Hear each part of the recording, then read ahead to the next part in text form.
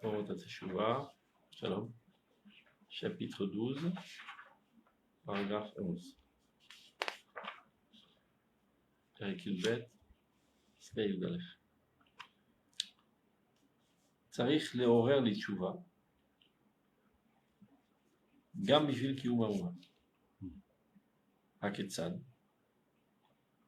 אנחנו צריכים להיות אגודים ביחד לדורות.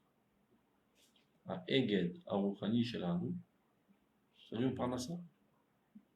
פרנסתו היא אורח החיים ומהלכי הדעות.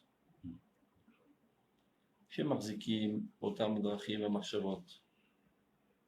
הרי התיומת האחדותית קיימת. היא מוסיפה כוח לאחדות הגזע ויתר מיני סימני אחדות. אף על פי שהם מצד עצמם דברים עוברים ומשתנים.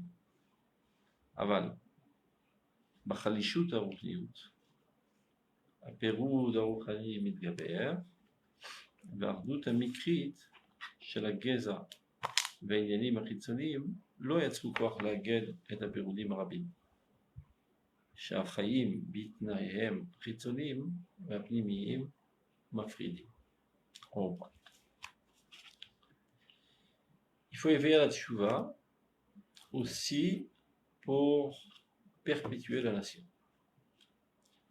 C'est-à-dire là, il y a une explication nationale de l'importance de la teshuvah. On doit faire teshuvah normalement pour appliquer la volonté de Dieu. Pas besoin d'autres explications. Et parfois, il faut être capable de parler le langage du peuple et ce qui l'intéresse, et par ce biais-là, d'amener aux idéaux les plus suprêmes. Donc, il va expliquer. Mais d'abord, la motivation, c'est pour perpétuer l'éternité de la nation.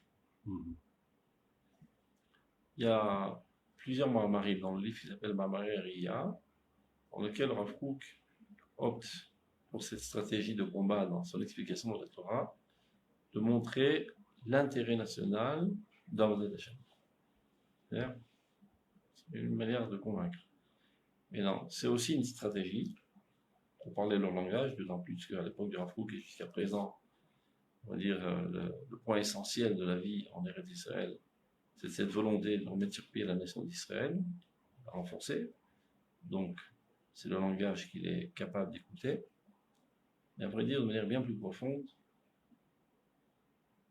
Knesset d'Israël, comme on le sait, c'est le dévoilement optimal de la divinité.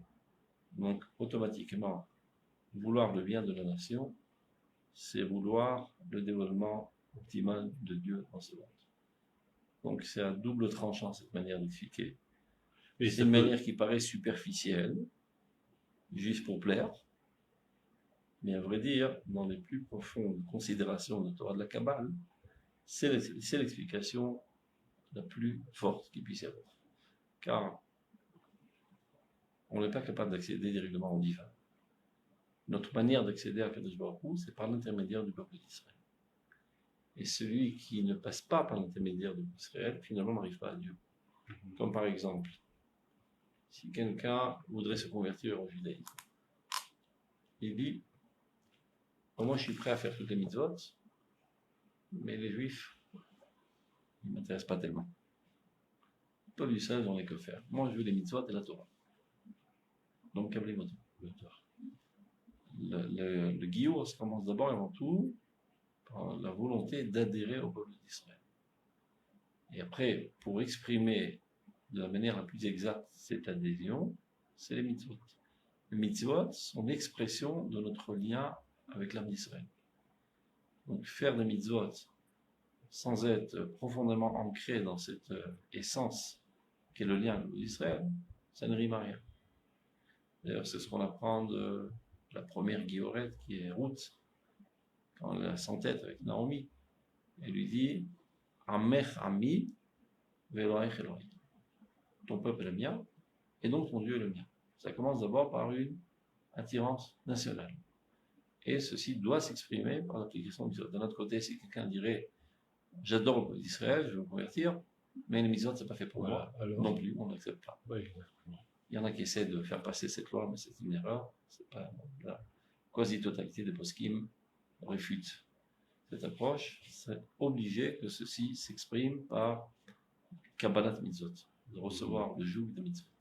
Mais n'oublions pas qui est l'essentiel. L'essentiel, c'est d'abord avant tout cette adhésion au peuple d'Israël. Mais il faut qu'il y ait deux. Évidemment.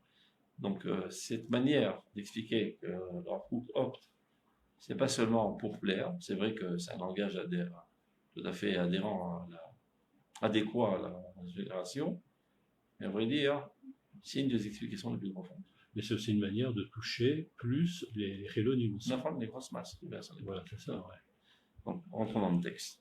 Boulot, donc, Tsarich leorech l'Teshuva, gam bishvil kiyuma uma. Mis à part la raison essentielle, c'est de se rapprocher de Dieu, on peut motiver, on doit motiver même, les gens à faire Teshuva pour la nation. Ketzad, comment cela? C'est-à-dire quel rapport? Si on veut mettre sur pied notre nation, eh ben nous devons tous être liés ensemble pour l'éternité, pour toutes les générations. On ne peut pas envisager qu'il y ait une résurrection nationale du peuple si tous les individus du peuple sont écartés les uns des autres. Donc il faut qu'il y ait une colle qui colle tous les individus.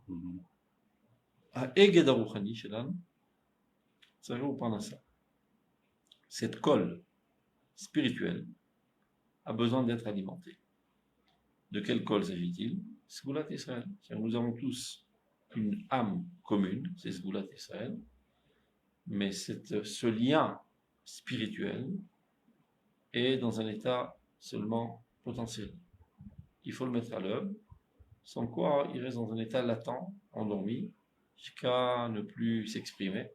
Et s'il ne s'exprime plus, ben la colle ne colle plus les individus. Donc il y a un moyen d'alimenter, de mettre en effervescence ce lien essentiel qui est Sgoulat Israël. Par la Sato, quelle est cette alimentation?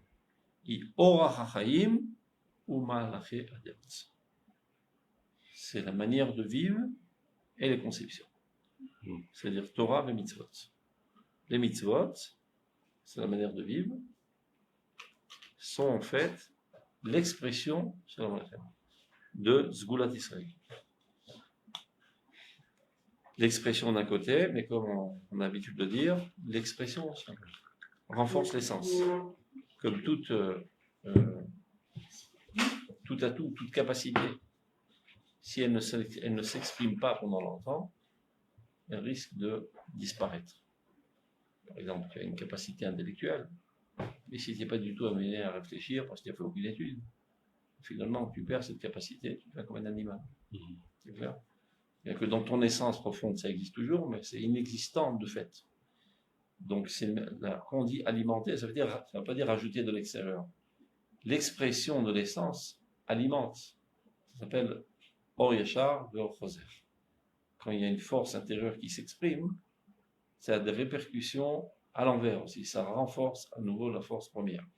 Donc, cette colle de tous les individus d'Israël, qui est en fait cette racine commune qui est l'âme d'Israël, si elle n'est pas alimentée, eh ben la colle perd de sa vigueur et les individus vont se disloquer les uns des autres et de ce fait même, la nation va totalement se disloquer et ne pourra pas persister sur cette terre. Parce que c'est comme la pratique d'une langue. Si tu pratiques pas la langue, ça aussi, évidemment. Tu la perds. Ouais. Évidemment. Alors, Parnasato, quelle est donc cette alimentation de cette essence commune qui fait que nous sommes un seul peuple uni? C'est qu'on a un comportement adéquat à cette essence, les mitzvot, et des pensées, c'est-à-dire des conceptions du monde. C'est une vision du monde adéquate à cette goula.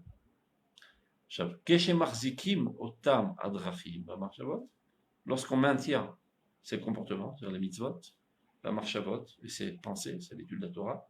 La Torah nous enseigne comment penser, quelle est notre approche envers tous les thèmes de la vie. Alors cette unité harmonique entre tous les individus existe. Vimosifa quoi. Non seulement elle continue d'exister, elle renforce l'unité du tronc commun de la nation. Vimosifa quoi l'ardut ageza, et ça vient aussi renforcer tous les autres symptômes d'unité qui sont plus superficiels. Par exemple, on parle la même langue, on a le même drapeau, on va à l'armée ensemble. Ça aussi, ce sont des moyens qui unissent. On parle toute la même langue, on va à la même armée, on paye des impôts ensemble, comme dans tous les pays. Ce sont des symboles de la nation. On a un hymne, on a une histoire commune, etc. Mais ça, ce sont déjà des expressions bien plus superficielles. Maintenant, lorsqu'on renforce les éléments essentiels de notre union, qui sont les comportements des mitzvot et les pensées de la Torah, ça renforce aussi ces symboles extérieurs, on va dire. Bien qu'en tant que tels, ces éléments-là extérieurs sont passagers. Aujourd'hui, on a une hymne avec une chanson pareille, demain un autre hymne, peu importe, c'est pas tellement important. Aujourd'hui, on est à l'armée avec des habits de couleur, comment on dit ça en français, khaki, c'est aussi khaki. Il faut dire ça en hébreu, etc. Ce sont des choses passagères et éphémères. Aval, par contre, si on en vient à affaiblir la spiritualité, c'est-à-dire par l'abandon des mitzvot et l'abandon de l'étude de la Torah qui nous donne une manière de penser spécifique au peuple d'Israël, à Pérou d'Orhani Vidiaber. Alors la dislocation spirituelle se renforce au sein de la nation. Les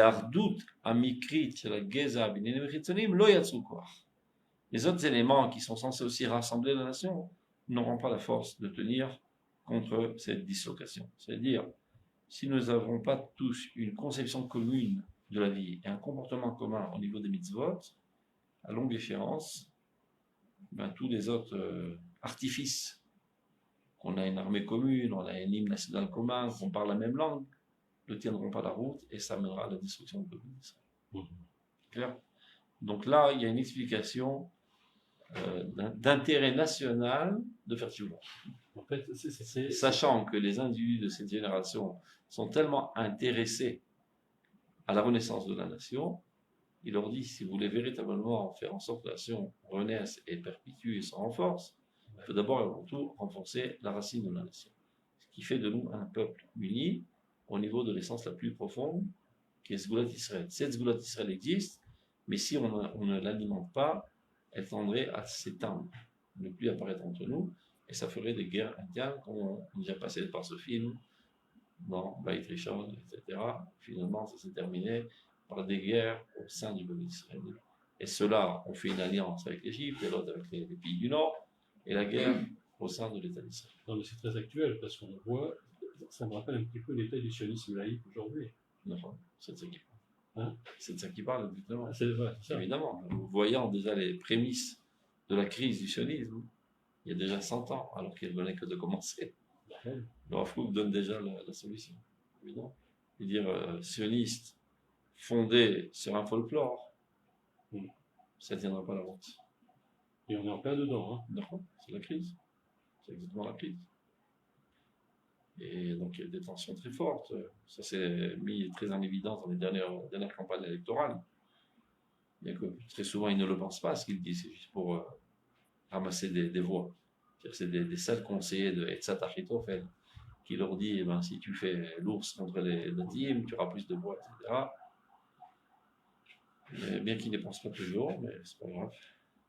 Le fait même de le dire, ça blesse la nation. Ça fait une scission au sein de la nation. C'est pour ça que notre cher président œuvre si difficilement et si dur à réunir. Je ne sais pas s'il va réussir, je n'ai pas tellement l'impression.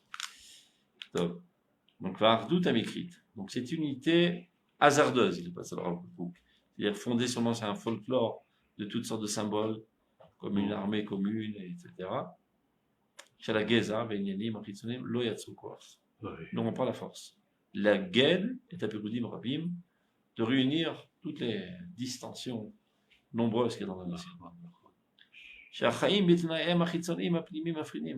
Du fait même de la vie courante, le courant de la vie mène finalement à ce que chacun s'occupe de ses problèmes individuels. Donc déjà comme ça, il y a une tendance à retourner vers l'individualisme.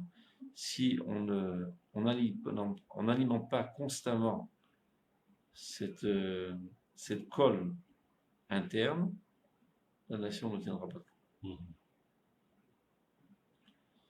Chez les autres nations, c'est pas tellement critique.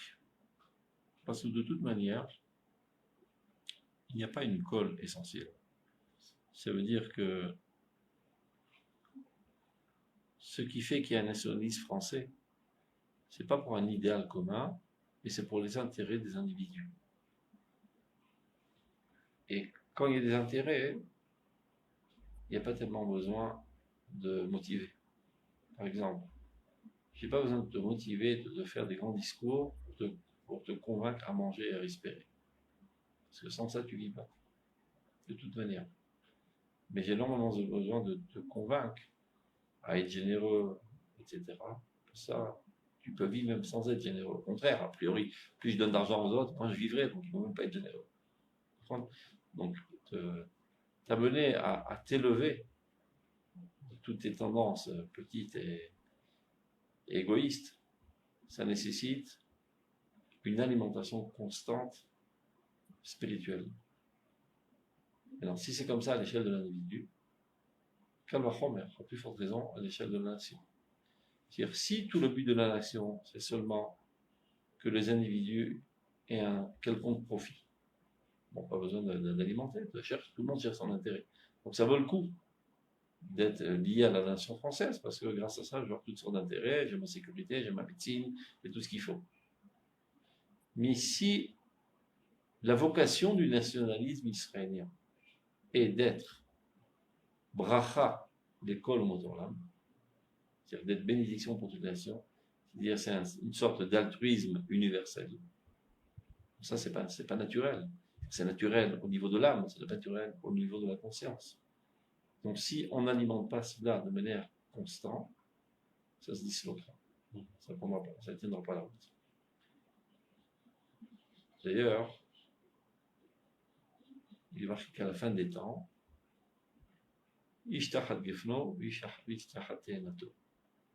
chaque juif se tiendra sous sa vigne et sous son figuier, que ça vient symboliser que chacun aura toute sa parnassa en abondance. Donc si j'ai toute ma parnassa, tous mes besoins en abondance, je n'ai pas besoin de toi.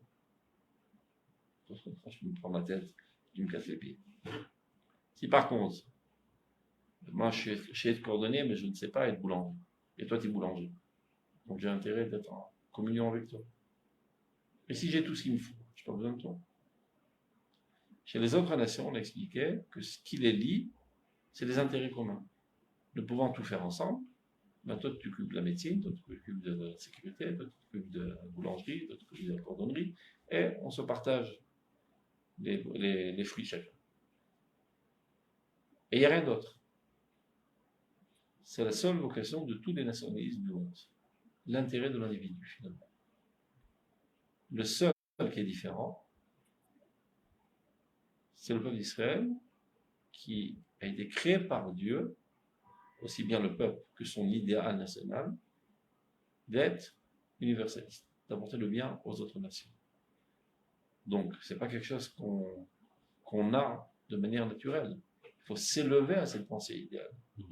Donc, si on n'alimente pas constamment cette pensée idéale, il n'y aura plus de colle, car la colle naturelle qui existe chez les autres nations n'existe pas chez nous. Donc, on a tendance à se disloquer. C'est ce qui amène que le peuple d'Israël est plus facilement amené à arriver à une haine gratuite au sein de sa nation que les autres nations. Car les autres nations, n'étant fondées que sur un intérêt personnel, ils ont toujours intérêt à rester unis. Nous, on n'a pas ça en nous. Et le seul intérêt est spirituel, altruiste, universaliste. Donc, si on n'en alimente pas, automatiquement, on a tendance à s'écarter d'un peu. C'est clair ? Donc, si on veut réussir dans cette entreprise, cette épopée extraordinaire de la Renaissance nationale du peuple d'Israël, dit le Rav Kook, eh ben, il faut renforcer les racines de notre union. Les racines de notre union, c'est Sgoulat Israël. L'expression de cette union, c'est les Torah et les Mitzvot. Continue. Yudbet. On peut tout lire pour cette saison. On peut faire petit à petit. Yesh, Shemar Shava, יורדת ממרומי גדולתה וממקור טהרתה, מפני שאחריה שנתגשמה במעשה ובחיים, טיפלו בה אנשים שאינם הגונים והחשיכו את יפעתה. Alors, on traduit ça. Il arrive parfois qu'une pensée chute des cimes de sa grandeur et de la source de sa pureté, car dès qu'elle a commencé à se concrétiser dans le monde du concret, le monde du réel,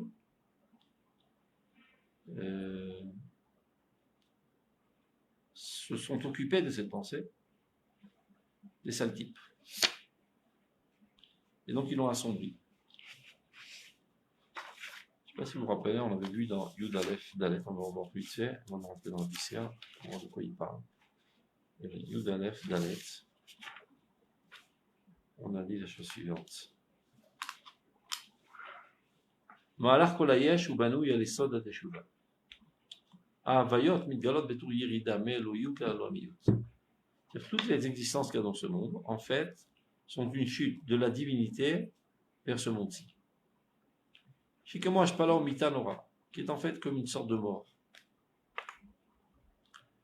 Ça veut dire, il y a des idéaux très très très hauts, totalement purs, totalement abstraits, mais pour apparaître dans ce monde, ils sont obligés de se miniaturiser à la dimension de ce monde.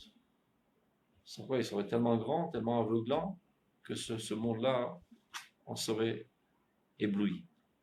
Donc tout ce qui existe dans ce monde, c'est déjà une chute. Ce que tu es aujourd'hui, en apparence, est une chute de ce que tu étais à l'origine. Et tu as une âme infinie, sinon tu apparais dans 90 kilos de steak. C'est-à-dire, je suis loin du compte, pas trop. Alva, tu veux me dire. C'est pas exactement ton âme. C'est une apparence miniaturisée de ton âme. Mais c'est le seul moyen d'apparaître dans ce monde. Si ton âme voudrait apparaître dans ce monde tel qu'elle l'est, elle brûlerait ce monde tellement elle est grande. Donc elle est obligée de, en quelque sorte, mourir un petit peu, se miniaturiser. Donc il en est de même concernant tous les idéaux. On peut penser ensemble maintenant, cogiter un idéal très haut, très pur, très grandiose, et s'en enthousiasmer. Et tant qu'on continue de s'enthousiasmer, cet idéal ne va pas encore atterrir dans ce monde et ne va pas se concrétiser. Pour qu'il puisse se concrétiser, il est nécessaire de rabaisser les flammes et descendre au niveau du concret. Et dès qu'on descend au niveau du concret, eh ben, ça se miniaturise. Ça, de toute manière, est déjà une chute. Maintenant, ce qui peut arriver, c'est une fois que ça s'est concrétisé, ceux qui s'en occupent de cet idéal, c'est-à-dire de la maintenance et le développement de cet idéal, sont des sales types. Donc ils le salissent davantage. Et finalement, ceux qui ont pensé au tout début à cet idéal, lorsqu'ils voient ce que ça donne sur le terrain, ils se tirent une balle dans la tête. S'ils savaient que ça allait donner cette chose, j'aurais jamais commencé, mais ils m'ont sali mon idéal premier et pur, etc.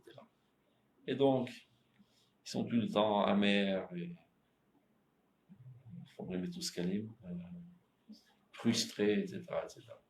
Donc le Rav Kook va nous expliquer comment ne pas être frustré et comment faire en sorte de faire avancer l'idéal, sa vocation première. Donc on reprend. Yesh. Quand il dit yesh, il peut arriver, en fait c'est toujours comme ça. Chez Marshava, une pensée idéale chute de la cime de sa grandeur, de la pureté de sa source, car après qu'il se soit concrétisé cet idéal au niveau du réel, dans la vie réelle, ils s'en est occupé, ou s'en sont occupés des gens non convenables. Et donc ils ont assombri sa splendeur. Dit le Rav, calmons-nous, entrons pas en hystérie, pas besoin de se suicider et d'être amer et d'être frustré. Irida azot, enena iridat olam. Cette chute-là n'est pas une chute éternelle. C'est provisoire. Il est impossible que le bien spirituel, qui a été pensé se transforme en mal. Tout ce qui est bien à sa source, finalement, donnera du bien. Il ne faut pas envisager que tu mettes une graine de date, et finalement, ça te fait pousser des arbres. Une graine de date donnera des dattes. Même si au début, je sais pas, la plante a l'air bizarre, elle ne pousse pas comme il faut, elle est tordue, etc. Mais en fin de compte, ça donnera un arbre qui donnera des dattes. Donc, si tu as ensemencé quelque chose de positif, à longue ou courte échéance, ça donnera finalement quelque chose de positif et ne rentre pas en hystérie si, dans un laps de temps intermédiaire, il y a toutes sortes de crises. C'est incontournable, c'est nécessaire. Je vais expliquer en quoi c'est nécessaire ces crises. Ki miridacha, ce n'est qu'une chute provisoire.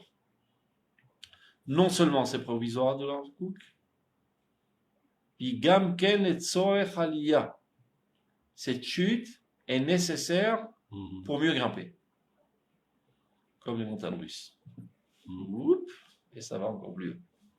Maintenant, il explique comment ça marche. Pas seulement une mais il se base sur quoi pour dire ça? Sur la Torah de la Kabbale. Aussi, c'est pareil. Tout est boisé, pas besoin de poser 100 000 fois la même question. Tout ce que le Rav Kook dit est fondé sur la Torah de Kabbale, il en témoigne lui-même. Il dit, il n'y a pas une seule pensée que j'ai pensée, une parole que j'ai dite, ou une ligne que j'ai écrite qui n'a pas ses sources dans la Torah du Harizal. Ah, du Harizal. Torah d'Harizal, Torah de Kabbale. Là, il va expliquer le rationnel qui est en cela. Pas seulement de la mystique. Otam anashim shem ktani be'echut. Ces gens-là qui s'occupent de l'idéal, qui font de la maintenance, du développement, mais qui sont des petites têtes. Des gens de qualité très moyenne, très petite, c'est au niveau de leur morale, de leur compréhension.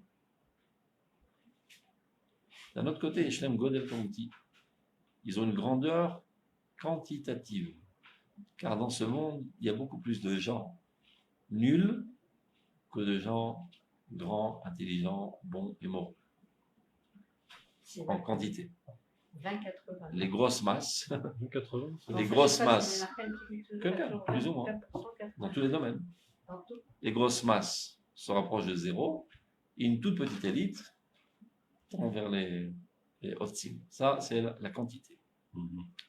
Donc, ils ont une grandeur quantitative. Vegamidazu,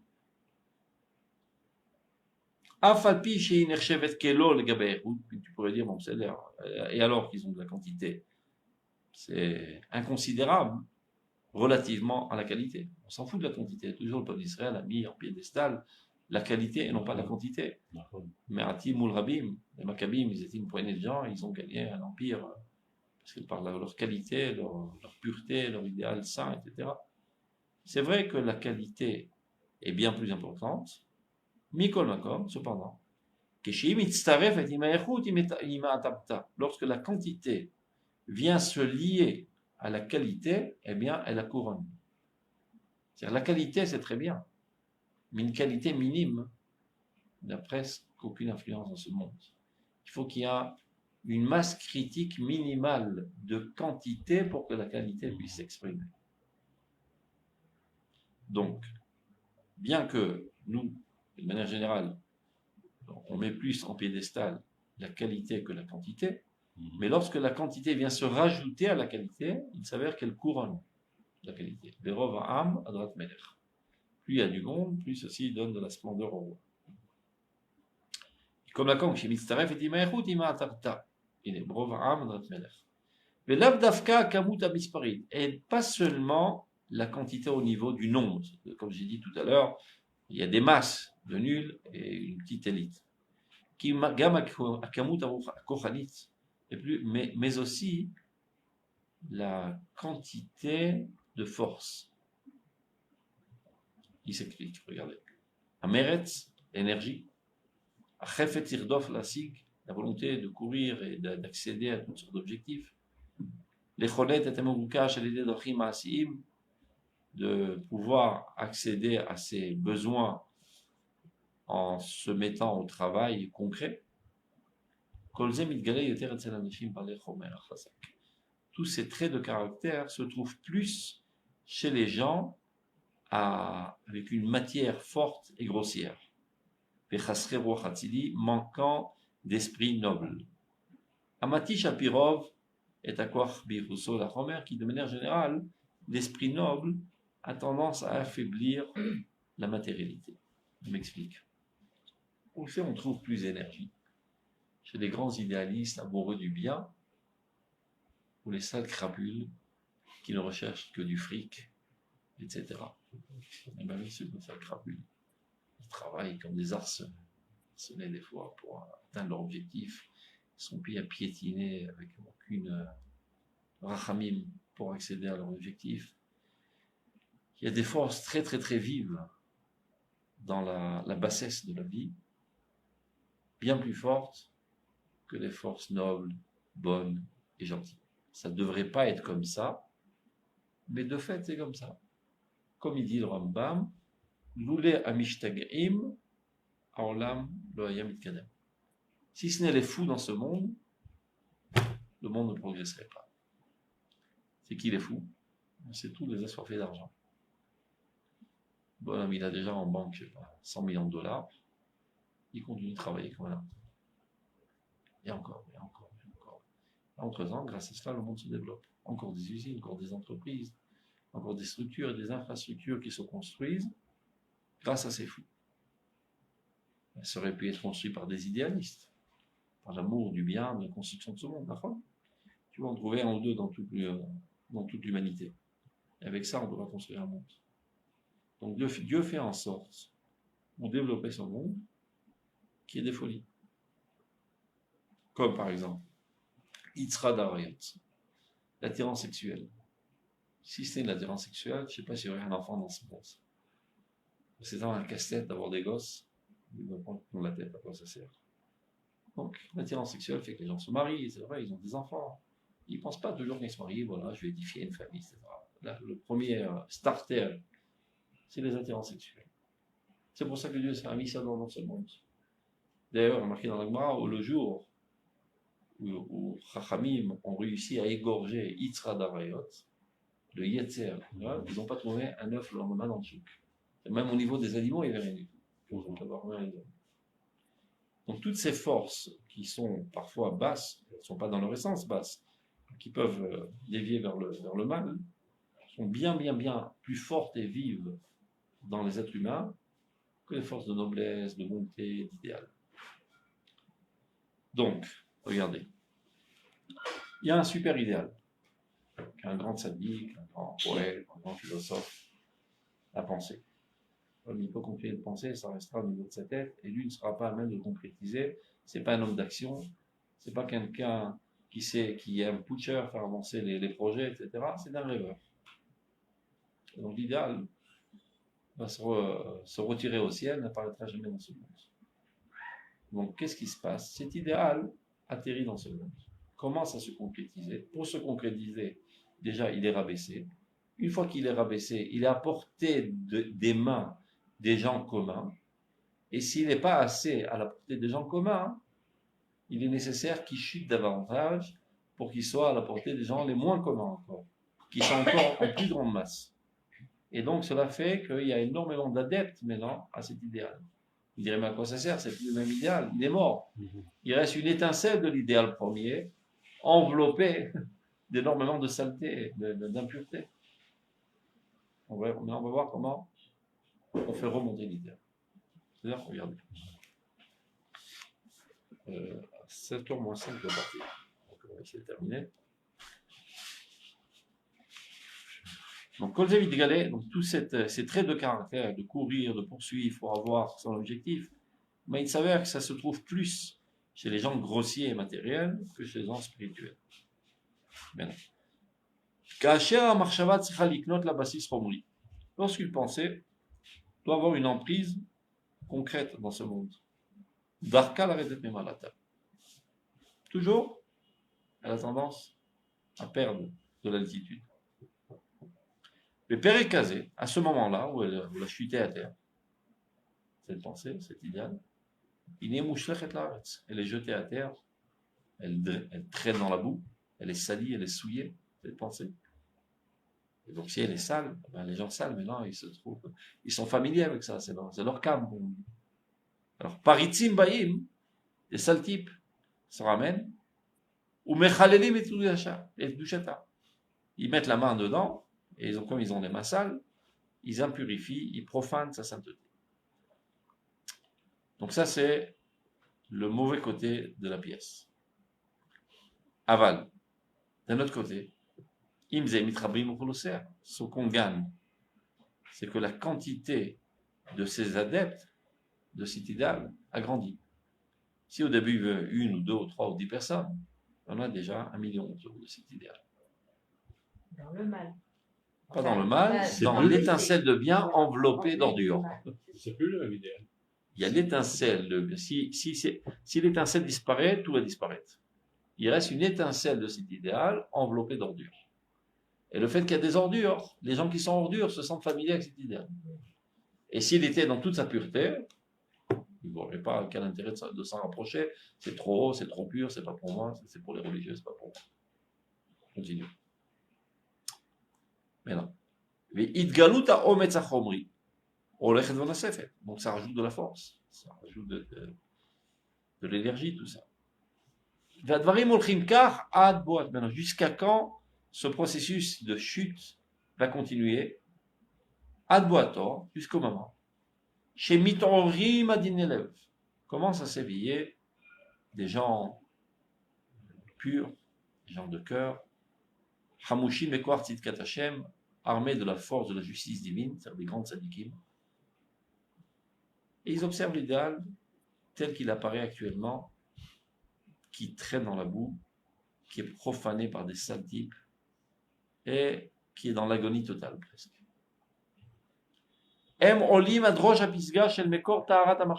Ils sont capables, en observant ce corps qui gît à terre en agonie, de comprendre quelle était l'origine de cet idéal. Bien que lorsqu'ils arrivent sur la scène, l'idéal est déjà presque mort. Ils observent, ils analysent, ils comprennent d'où il découle. Qu'est-ce qu'il y avait au début? Bitamkim betochiuta, ils s'approfondissent dans l'intériorité de cet idéal, de cette pensée. Machnisim ba et atoar shebenishmatam, ils font pénétrer en lui la pureté de leur âme. Ils font une injection de leur âme dans cet idéal. Et kavanoteem adinot, leurs pensées les plus nobles, au marchevoteem azakot, pareil, le mitorkar, et de ce fait même, zoa marchava aklalit batzma, cette même pensée collective qui maintenant a réuni autour d'elle des millions d'adhérents, chez mipene machovea orchanim, qui à cause de ses souffrances spirituelles, Dekirat akotsim asovovim ota, de toutes les dekirat, on dit, les poignardements, de toutes les épines qui l'entourent, c'est tous les ordures qui l'ont poignardé et qui l'ont mis à mort, cet idéal. Imutel et ayefa bechulchat koach, se trouve, elle gît à terre sans aucune force.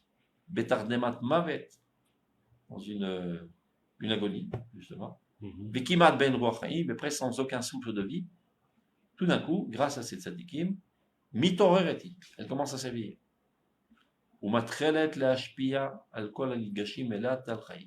Et elle-même, c'est cette pensée, commence à influencer à tout ce qui adhère, tout qui sont agrippés. Qu'est-ce qu'elle influe sur elle, sur eux, sur toutes ces masses? Tal chaim, une rosée de vie, behod gvura mipnimiuta, de la splendeur de son intériorité, et c'est ainsi que s'élève par son élévation de cet idéal tout ce qui adhère. Vous avez compris le processus? Une parabole. Il y avait une pensée très très haute, très sainte, mais inaccessible. Ou accessible seulement à une poignée de personnes très saintes.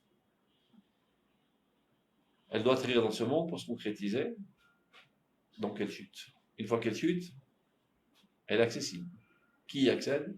Toutes sortes de personnes. Après, ils la font chuter davantage. Ils la salissent, ils la profanent. Alors déjà encore plus bas, ils adhèrent et la salissent davantage, elle est presque morte. Il ne reste plus rien. Les gens qui observent, ils disent quel rapport avec ce qu'il y a aujourd'hui et ce qu'il y avait d'origine, on ne voit plus le rapport. C'est mort, on peut faire l'enterrement de cet idéal. Viens les grandes tzadikim, les géants de l'histoire, apparaissent juste à ce moment sur la scène de l'histoire pas par hasard, c'est quelqu'un qui les envoie. Ils observent ce presque cadavre et ils comprennent quelle était l'âme de cet idéal. Ils commencent à faire une réanimation en insufflant en lui, dans ce cadavre qui vit à terre, l'idéal premier qu'ils ont eux dans leur personnalité. Et petit à petit, ils commencent à revivre, à se réélever. Et c'est très important de dire petit à petit. Parce que s'ils se lèvent d'un coup, ils sautent au plus haut, eh ben, ils vont perdre en prise, ils vont le lâcher. Tous les millions d'adhérents qui sont autour de cet idéal, en l'élevant petit à petit, ils s'élèvent aussi sans s'en rendre compte. Étant tellement agrippés, intéressés par toutes sortes d'intérêts à cet idéal, ils s'y agrippent et en élevant l'idéal, ils s'élèvent tous. C'est comme ça qu'il y avait un idéal premier, mais qui était dans une quantité infime. On le retrouve à la fin, en fin de compte, à la même hauteur, avec une quantité extraordinaire de personnes. C'est clair? De quoi il parle? Du sionisme, évidemment. Le sionisme a commencé par Varville, dans une intention très très pure d'élever l'humanité entière. Il a chuté, il est rené à nouveau ces 500 dernières années. Ramban, Rabbi Yehuda Levi, et tous les Chovet Zion, on va monter en Eretz Israël pour construire le Beth Amikdash, pour purifier l'humanité entière. Après les rabbins dans les synagogues, Chovet Zion, qui enthousiasment les foules des Juifs dans les synagogues, montant en Israël, la Terre Sainte, etc., etc. Jusqu'à là, l'idéal est pur et saint, mais très très haut, inaccessible. Maintenant, il faut le faire atterrir, le concrétiser dans ce monde. On arrive en Eretz Israël, mais finalement, on prend notre pioche, on commence à travailler la terre, et l'idéal, on n'y pense pas trop. On s'adonne à la vie concrète tous les jours. Donc, c'est déjà pas sale, c'est pas sale, c'est neutre. Après, il faut toutes sortes d'intérêts politiques, faire de l'argent, la ruée vers l'or, un nouveau pays, on peut faire du commerce. Ça ramène encore des centaines de milliers de personnes. Mais encore, les sionistes d'Herzl sont pas trop hauts, c'est pour les idéalistes. On peut faire du fric, on peut faire de la drogue, on peut faire de la prostitution. Oula, ça ramène encore quelques millions de sales types. Mais à quoi ça sert? Il est mort, et le sioniste est mort. Patience. À ce moment-là, un cas de grand modèle de cette équipe, par exemple, le Rav Kook, et qui observe cet idéal, et qui comprend de quoi il est né, et réinjecte dans l'idéal la pensée première. Mais évidemment, ceci doit se faire kim, délicatement, avec beaucoup de zéhirout. Si tu cries trop fort, ben, ça va créer une réticence. Laissons tomber le sionisme. Le sionisme a été dérobé par les religieux. On n'en veut plus, on n'est plus sioniste. Postmoderne.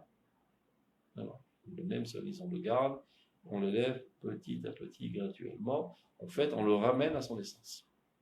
Et ceci fait que les 8 millions de personnes de Kenirou qui sont aujourd'hui, qui adhèrent au sionisme, s'élèveront au niveau du Grand Devina, du Baal Shem Tov, du Rambam, de Rabbi Yehuda Levi, de Avraham Avinu. Donc il s'avère rétroactivement que le mouvement sioniste sera le plus grand mouvement de Teshuvah qui n'ait jamais eu lieu dans l'histoire du monde. Par une intervention divine, par le biais de sa shlichim, non seulement, c'est le tzadikim. Regardez la suite. Et par là, on va terminer. Le kimat ben ruach, on continue. Donc, mitorer eti, elle s'éveille, ou matrelet la shpia alcool et gashim, vous voyez où on se trouve, 5 lignes avant la fin. Donc, elle commence à influencer tous ceux qui s'y approchent. Elle injecte en eux une tale de vie, une rosée de vie, beot gvura plimiuta, de l'intériorité. Vaz mitalim, il s'élève, beilouya, kol advekim, tous ceux qui adhèrent. Vegam otam asher dafku ba bimei onya ruchani. Même ceux qui se sont approchés de cet idéal à l'époque de sa pauvreté spirituelle, c'est-à-dire qu'ils n'ont connu le sionisme que lorsqu'il était vil, sale et impur. Asher les désadonne, à cause de péchés commis de manière volontaire. Veshuvut recha, de Rishavut même. Sarum aderech harashit, sont écartés du chemin central. Aselula le begamata shel marshava, le chemin qui devait amener à l'objectif final qui avait été conçu par les premiers investigateurs, disons, du mouvement sioniste à l'époque du Konovina, etc. Donc ils sont arrivés à toutes sortes d'alternatives sionistes, notamment des villes.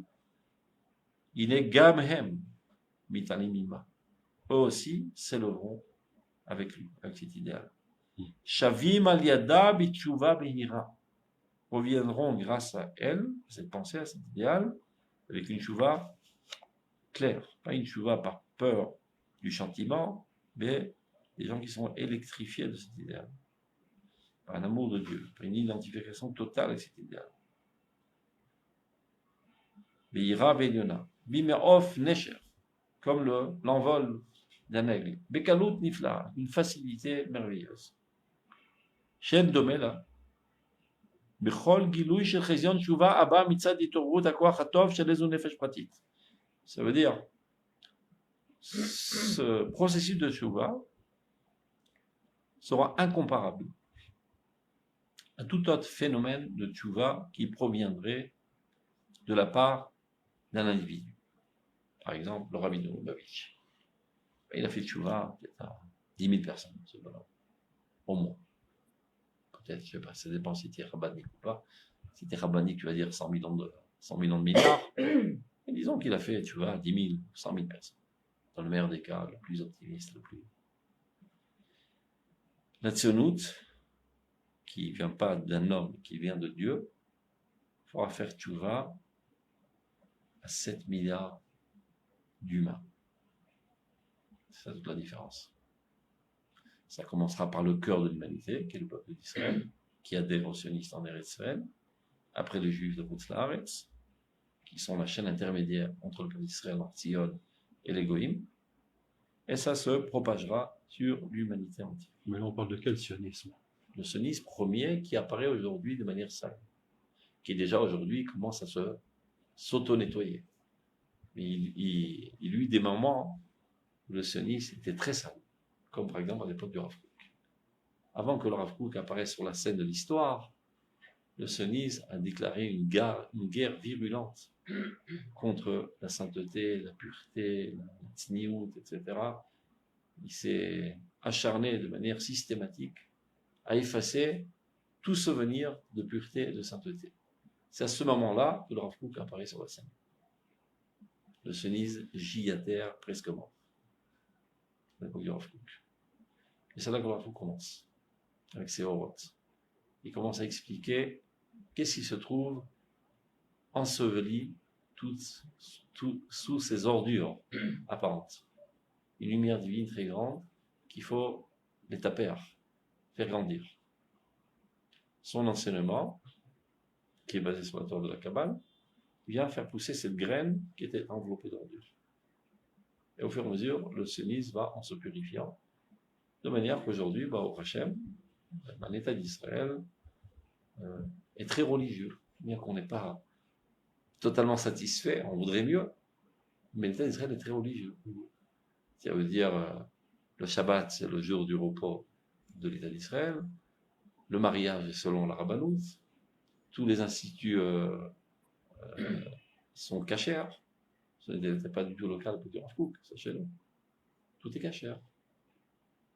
Les gens dans la rue, ils disent Shabbat Shalom. On ne se rend pas compte combien la société israélienne est religieuse. Ne parlons pas des gens qui font toutes les mitzvot, ça c'est évident, il y a au moins 40% qui sont religieux mamash. Je parle de ce qu'on appelle les chilonim. D'ailleurs, attrape un chiloni aujourd'hui, tu lui dis, chilonim, pourquoi tu insultes, je ne suis pas chiloni. On fait le kidouche à la maison. D'ailleurs, je mets les tefilin aussi. Des fois, je prends la voiture. Je ne suis pas habillé comme il faudrait, mais par contre, je vais aussi les ce soir sur Rav Elbaz. Allez sur Rav Elbaz, Shiva Torah Chaim, vous allez voir le genre de filles qui arrivent et qui prient avec une ardeur de prière incroyable. Elles arrivent, on les bouge parmi elles. Elles sont religieuses. Elles ont des petites faiblesses. Comme nous. Mais toi non plus, tu ne fais pas tous les autres, tu fais des faiblesses. De manière générale, la société israélienne est la société la plus religieuse au monde. La religion est profondément imbriquée dans la société israélienne. Et c'est ce qui exaspère les anti-religieux, de dire mais qu'est-ce qui se passe? Ça va devenir l'Iran bientôt. C'est pour ça qu'ils déclarent la guerre contre la religiosité. À data, on n'arrive pas de bourrer le crâne de tout le monde avec la religiosité à ras-le-bol. C'est une petite minorité infime, très bruyante. Mais de fait, il y a eu une progression constante et lente qui a mené le sionisme qui était radicalement contre la religion fur et à mesure, dans les instances publiques, tout devient religieux. Où tu rentres, il y a une akla pour les Daim, il y a un minyan dans les gens qui travaillent, tout d'un coup s'organise un minyan, tout devient religieux. Tous les hôtels sont cachers, voire cachers les méadrines, alors qu'à l'époque, ils servaient du porc dans les kibbutzim. Tout a progressé grâce à cette injection de spiritualité. Aujourd'hui, on te dit que le sionisme, ça n'existe plus. C'est une erreur. Il n'y a plus de sionisme. Il y a un très grand sionisme. En même temps, il y a un fossé de plus en plus grand. Non, maman, ça c'est les médias qui font ça. Tu sors de Les gens sont Tel profonds. Aviv, tu as une grande boucherie, le royaume du porc. Non, l'Acadie, ça, ce sont le kingdom of the porc. ce sont les soubresauts de l'agonie de la Kfira. Mais de manière globale, et c'est ça qui les exaspère, c'est pour ça qu'ils hurlent tellement, cette minorité infime, parce qu'ils se rendent compte que le sionisme qui voulait édifier est en train de disparaître. Et sont venus ces usurpateurs à barbe et nous volent l'État. Et donc ils déclarent la guerre. C'est les derniers soubresauts de l'agonie de la Kfira. Mais c'est perdu d'avance, tout progresse. On savait que c'était comme ça, c'est marqué dans les sources. Laurent Froux nous l'a expliqué ici, et c'est pas suffi de l'expliquer, il s'est investi totalement dans l'explication de cette théorie et de la fermer les traits dans ses élèves qui se sont propagés, et cette pensée va grandissant de jour en jour. Ça, je ne peux pas trop développer, c'est dans une minute, je dois partir, on termine. Donc, Shen Domel, rien n'est comparable à ce processus de Tchouva. Mitzad et Torut, Akor, Hatov, chez les zones, je peux pas dire. Si ceci était provenu d'un individu, jamais on serait arrivé à telle dimension. Amachazé Azé, ce phénomène, dit le Rav Kook, alors qu'à l'époque, il n'y avait rien, aucun bourgeon de ce qui prédisait. Ce phénomène, Boyavo Velacher, apparaîtra sans tarder, dit le Rav Kook. Ça a pris même pas 100 ans. C'est rien 100 ans dans l'histoire d'un peuple. Vavatem Eram Alares, vous serez perdu rapidement de la terre, ça a pris 840 ans. Maher, c'est 840 ans. Là, Rav Kook dit Maher, ça s'est fait en moins de 100 ans. Or Hashem Ameulav Varpilim, la lumière de Dieu qui se cache dans les ténèbres, dans les nuages, Aganuz Venekudat Tzion Esodit, qui se trouve enfui dans le point le plus intérieur de Tzion, qui est le sionisme, Yofia apparaîtra. Ya'ale Mehemek Abacha, il s'élèvera de la plaine des pleurs, parce qu'aujourd'hui il y a de quoi en pleurer du sionisme à son époque, et Migdash Melech Yichmelucha. Il fera apparaître le Beth Amikdash et la ville du royaume, Bechol Agafea et toutes ces institutions. Vima, et avec elle, Ya'alou Kol HaMachzikim Bekenaf Meila. S'élèveront tous ceux qui sont agrippés, comment on appelle ça, Kenaf Meila, c'est le bas de son manteau, le manteau du sionisme. Akrovim Vachokim, aussi bien ceux qui sont proches que ceux qui sont loin, les triat émettent pour une renaissance véritable, Yeshuat Olamim, et une délivrance de tous les mondes. Top, top, top.